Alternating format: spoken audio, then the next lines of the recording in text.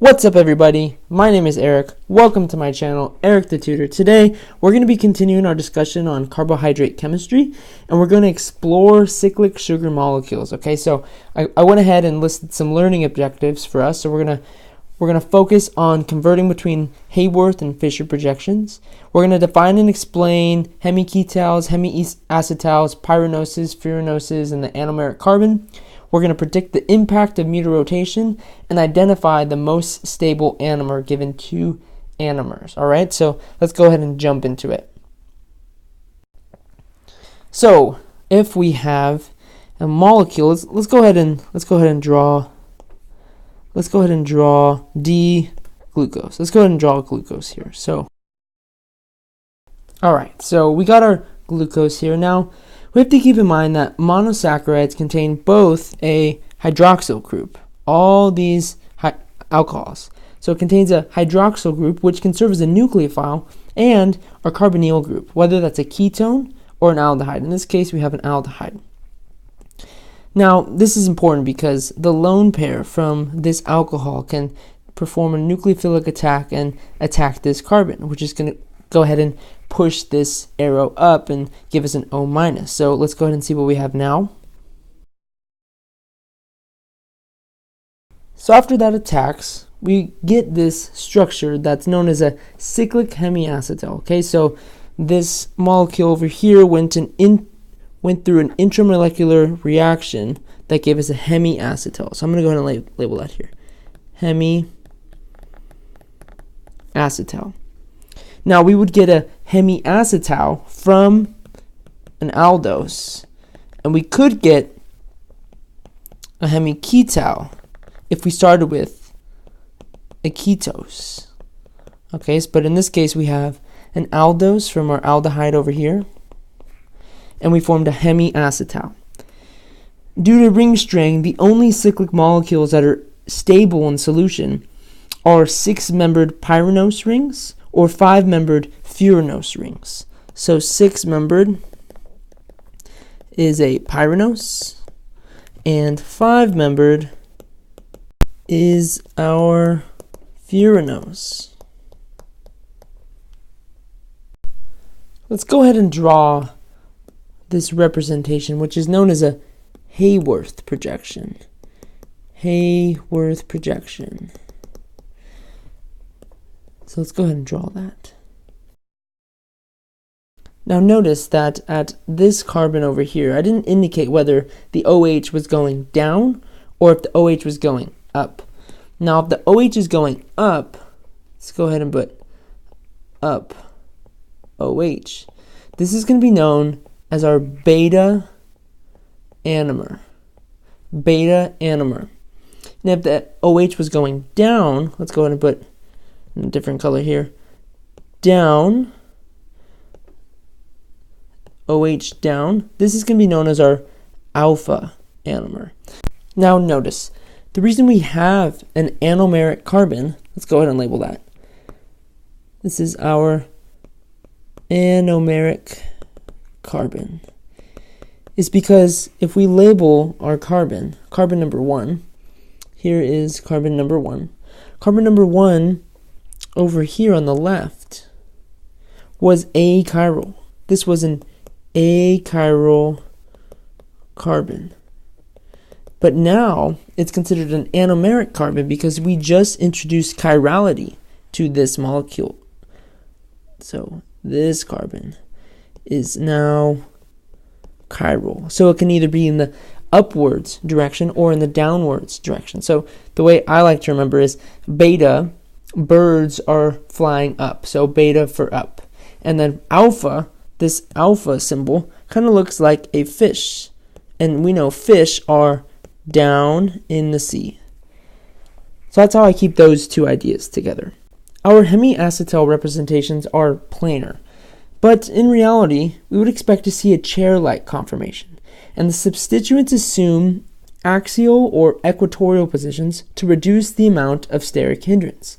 Let's go ahead and look at these chair conformations in more detail by examining mutarotation. Exposing our hemiacetal rings to water will cause them to spontaneously cycle between the open and closed forms. So this is our closed hemiacetal. Are we in the beta or are we in the anomeric?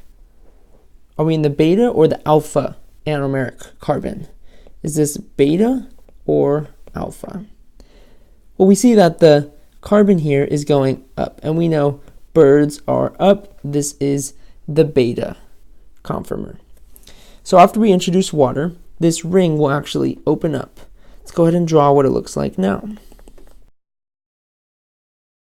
And here's our OH nucleophile. Okay. So this is in the open form. Now when it opens, we can get either that beta anomer that we started with. Here's our beta anomer. Let's go ahead and draw it one more time. So we know our beta anomer, OH is going up.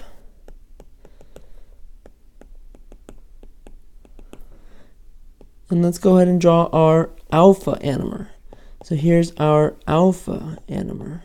So we know, here's our chair conformation. We know that this is going to be going axial and it's going to be going down. And here is the rest of our chair. So we can get either of these two anomers. Now, we tend to see 64% in the beta conformer, 64% in the beta, and we see approximately 36% in the alpha conformer. Why do you think that we see a greater percentage in the beta conformation than in the alpha? Why do we see more in beta over alpha? It's because the alpha conformation is axial, so we know there is greater steric hindrance. So the beta conformer is more stable. So it prefers to be in that conformation. This idea of mutarotation is defined as the spontaneous change of configuration about carbon number 1, about C1, to produce either the alpha or beta anomer. This is known as mutarotation.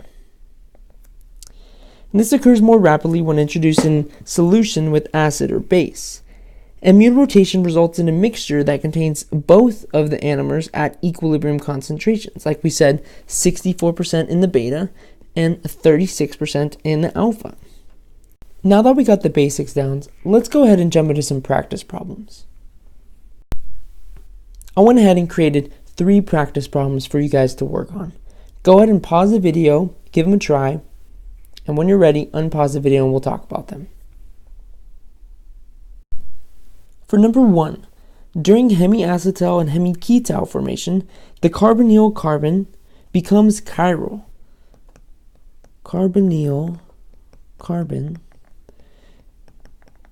becomes chiral. And it's termed the anomeric carbon. Anomeric carbon. The orientation of the OH substituent on this carbon determines if the sugar molecule will be either an alpha or beta anomer.